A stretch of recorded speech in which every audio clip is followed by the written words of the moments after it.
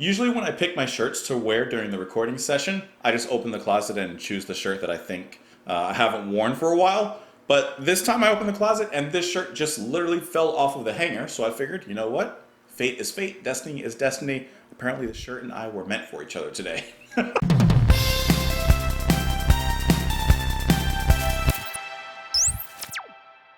What's up guys? Welcome back to the channel. My name is Justin, and today we are listening to the much awaited Talk Talk. Today with their song Happiness is Easy off of their album The Color of Spring, released in 1986. You guys have been asking me to listen to Talk Talk for the longest time. There is no reason I've been really avoiding them. It's just I didn't want to jump into so many different bands at once. I kind of wanted to not spread myself too thin, so I kind of held off on them for a little bit.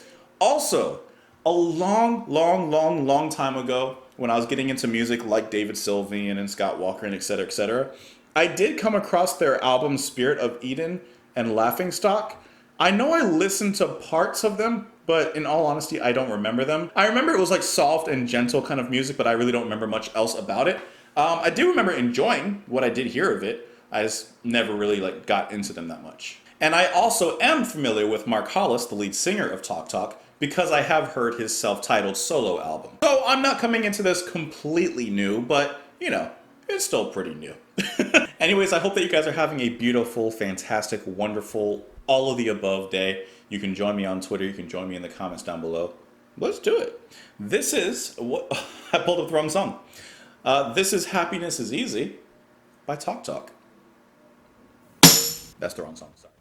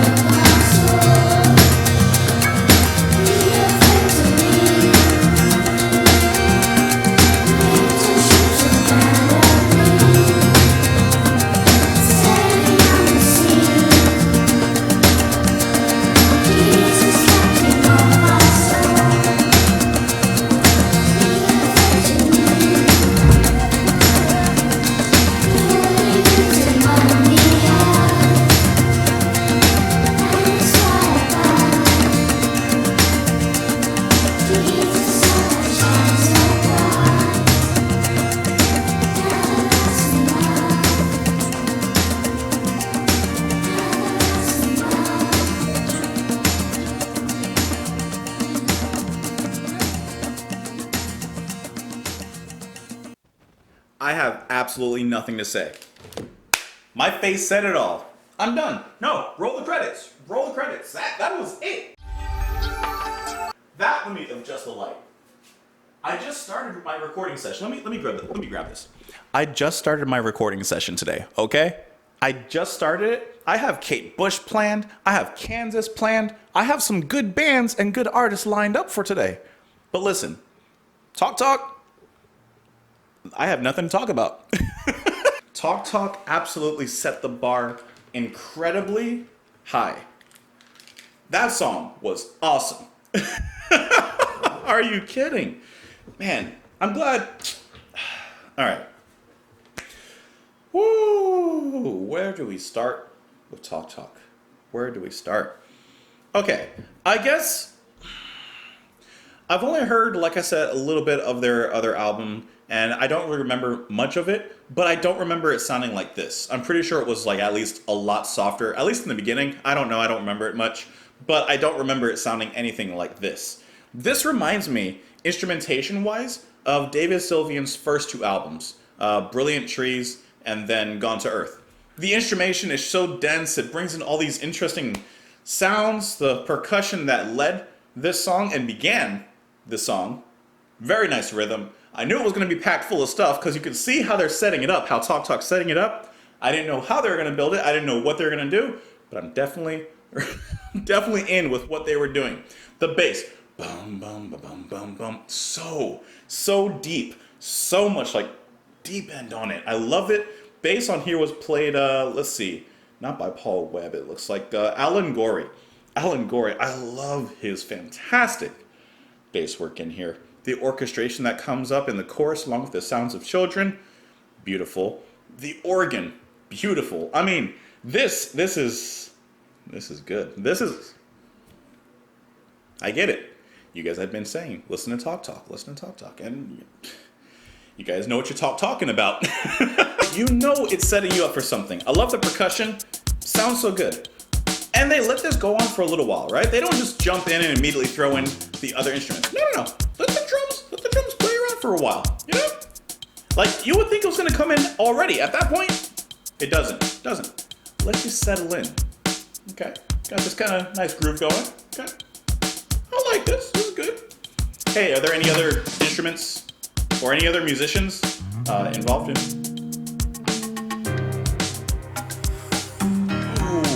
The entrance of the bass swelling alongside the chord of the piano, genius. That was absolutely genius. Makes for a really killer entrance into the song. Woo! I don't know why my mind just kind of goes places in different bands and stuff, but this sounds like something that Massive Attack could kind of like play around with. I wonder if there's any Talk inspiration in Massive Attack's music. I don't know, just feels like something. I don't know, just random thought. Mark Hollis. Let's talk about Mark Hollis, because like I said, I have heard his solo album, so I'm very familiar with his voice and like what he does, at least on that album. Don't know much about Talk the band and what he does with everyone else. But, my God, does his voice just capture longing. He has this like soft, not whispery, but it's kind of like, he just has longing and sadness in his voice. It reminds me a little bit of the Blue Nile. It reminds me a little bit of their lead singer, whose name is escaping me right now. But this is not escaping me at all. His singing is fantastic throughout here. Like I said, I love the duality between his voice and the children's harmonies that come in later on. I think it has a really nice kind of coercion together. Is this not the epitome of art pop? Right? Having pop sensibilities, having a poppy beat. I mean, you can kind of dance to that beat, but at the same time, there's something deeper. There's a lot of artfulness and creativity involved in the music. The way that the orchestra was about to come up in just that moment there, I mean, it's another world. This is this orchestra swelling up, right? But listen to the bass. Come on! Woo! That is on fire, and I don't care what anyone says. Something that caught my attention, because I did mention that there's organ on this track. The organ on this one is played by Steve Winwood, who, if you guys remember, and I remember the name, had played with Traffic. He's played with Phil Collins, he's played with Jimi Hendrix, he's played with Eric Clapton. So once again, we're getting a track with phenomenal musicians who are coming together, and even if they're not part of the band, because it doesn't look like Steve Winwood and these other people that I'm seeing on the personnel list, it doesn't look like they're part of the main band, who is Mark Hollis, Lee Harris, and Paul Webb. But their contributions are not to be unnoticed. Speaking of the bass, played by Danny Thompson, famously of the band Pentangle. Another band you guys have been asking me to do more of. So I really love all these connections. I love seeing that these musicians get around, and I mean that in the best way. Because as I've mentioned before, and as you guys probably understand, before doing this channel, I really didn't listen to any music pre-80s, deeply, especially of the rock nature. It just wasn't my thing. I wasn't ready for it. Now, I'm older, I'm more mature, I'm absolutely ready for it, and I've been loving all of this music. So it's really cool as I'm listening to the music and looking at personnel to hear how much back and forth there was in musicians going out and playing with other bands, perhaps completely unrelated to their main art and their main music that they've been performing and creating, but allowing that creativity to be shared and welcomed. The music and the creativity was welcomed in between bands and in music. I just think that that's beautiful. I like how the drum beat changes as well.